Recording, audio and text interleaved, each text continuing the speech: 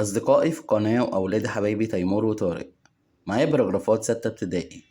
أول باراجراف معانا هو ميتال. ميتال يعني المعدن. تعالوا نذاكره سوا. The ancient Egyptians traded with other countries. المصريين القدماء تاجروا مع دول تانية. And metal was one thing they traded. والمعدن هو حاجة من اللي كانوا بيتاجروا بيها.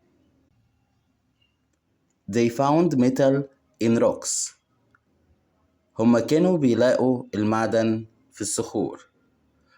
Metal was harder than stone. المعدن هو كان أقوى أو أصلب من الحجر. They melt it. هما سيحوه and form it وشكلوه into different shapes في أشكال مختلفة. They used it to make tools and weapons. استخدموه في صناعة الأدوات والأسلحة. For hunting للصيد and growing plants وزراعة النباتات. They used gold and silver. استخدموا الذهب والفضة for making jewelry علشان يصنعوا منها مجوهرات. ما تنسوش تدعموا الفيديو بلايك، واللي ما اشتركش في القناة يشرفني بالاشتراك. شكرا جزيلا. Thank you so much.